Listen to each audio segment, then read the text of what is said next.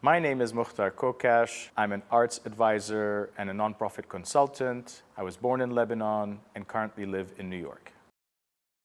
Most arts and culture organizations and their leadership tend to focus on the passionate projects and the activities and the art forms that they want to share with others, and most often don't have the tools, techniques, nor the time and the luxury to think about the outputs, the impact, the goals and the objectives of the work that they're doing, nor to take into consideration the various levels of potential types of contributions that their work makes. And we have systems in place that allow us to examine as well as design our programs so that they have an impact on various areas of society, including at the levels of knowledge, attitudes, and discourse, as well as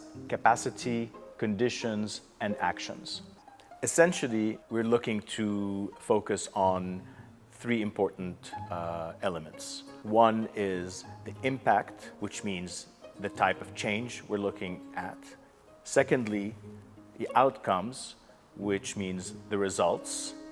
And finally, indicators, which are evidence of the success or the failure or the limitations of our work. The precarious nature of arts organizations and the fact that in many instances their leaders, founders, and managers come from the arts community themselves means that most often they think about impact and contributions as an afterthought. And given the stress that they're functioning in, most often they have a tunnel vision rather than a holistic perception of their work and its contributions. And when they don't have the opportunity to define those goals and outcomes and impacts and to delineate the kind of contributions that they're making to society and to various communities as well as to individuals, then most of the time they have others come in and define those outputs for them. And so it's really important for arts managers and arts leaders to design from the inception of their ideas, primarily because it's an opportunity for them to understand whether their activities and programs actually achieve the outputs and the goals and the objectives that they've designed and that they hope for in the first place.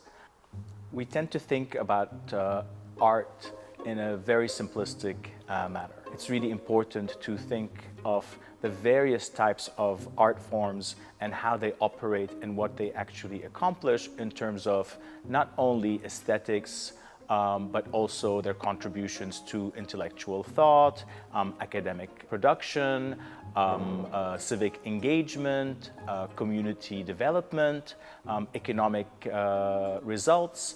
I hope that we could get to a point where arts managers, curators, artists, and cultural leaders in general integrate this kind of thinking and planning early on as they design programs, consult with their constituencies, and work with their teams to identify benchmarks and moments for collecting data about whether or not they're actually achieving the results and the impact that they desire.